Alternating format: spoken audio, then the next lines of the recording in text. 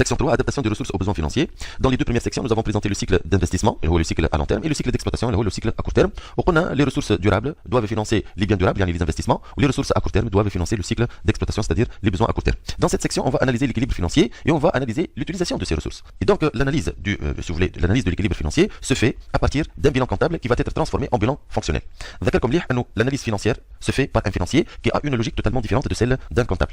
Chaque financier cherche le bilan comptable et il va le transformer en bilan fonctionnel. Je vous les grandes transformations et les détails de ces transformations, de ces modifications, on va voir dans les applications. Nous avons à gauche un bilan comptable. Je vous rappelle que le bilan comptable est un tableau composé de deux colonnes. À gauche, nous avons les actifs, ce qu'on a, et les emplois. Et à droite, nous avons les capitaux propres et passifs, les ressources, ce qu'on doit, si vous voulez.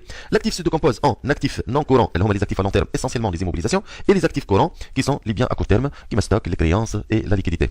Les capitaux propres et passifs, les ressources, les capitaux propres, le capital, les réserves, les résultats. Les passifs, les dettes, ou les passifs, on a la distinction entre tout ce qui est à court terme et à long terme. Donc, on a le passif non courant, les dettes qui vont être remboursées sur une période supérieure à une année, et les passifs courants, qui sont les dettes à court terme, remboursables sur une période inférieure à une année. On a le financier va prendre ce bilan comptable comme matière première et il va l'adapter à sa logique, c'est-à-dire il va établir un autre bilan appelé bilan fonctionnel. Le bilan fonctionnel se décompose de deux parties, les emplois et les ressources. Les emplois stables et l'actif courant. Les ressources se divisent en ressources stables et passifs courants.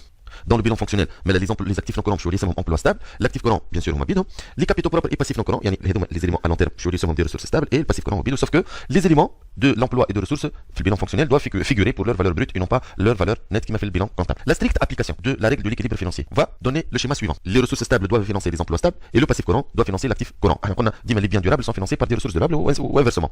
D'accord, comme lire, le bilan fonctionnel, la partie en haut explique le cycle d'investissement, la partie en bas explique le cycle d'exploitation, les cycles à court terme. On va prendre le cas d'une entreprise qui va vendre, qui vend en gros le meuble. Elle a comme ressource stable 200 000 dinars, 150 000 dinars capital et 50 000 dinars emprunt à long terme. C'est un passif non courant. Les des ressources durables ou des ressources stables. Si j'applique la règle de l'équilibre financier, cette 200 000 dinars, je vais la consacrer essentiellement et totalement dans l'emploi stable. Elle met millions, je vais des immobilisations. Nagem local, si vous voulez, camions, des équipements, équipements du bureau pour l'administration de l'entreprise pour 200 000 dinars. Nifel local pour 150, un camion pour 30 et des équipements pour 20 000 dinars. Flous pour financer le cycle d'exploitation. Donc, j'ai les moyens. Je dis, dis-moi, crédit à court terme. Ok, j'ai un stock à court de 30 000 dinars auprès d'un fournisseur pour un crédit de 30 000 dinars. Mais même dans ce cas, le cycle d'exploitation de l'entreprise va se bloquer. Pour financer les charges quotidiennes du cycle d'exploitation. On a par exemple essence, on a facture, si vous voulez, la communication, on a l'entretien, on a des charges qui concernent le cycle d'exploitation. Comment on va le payer? Donc l'entreprise, elle va se situer elle va se bloquer. L'entreprise, dans ce cas, elle va se bloquer et donc elle va pas trouver les moyens pour financer son cycle d'exploitation. Autrement, la stricte application de la règle de l'équilibre financier est fausse et donc il faut laisser une partie des ressources stables pour financer les emplois stables.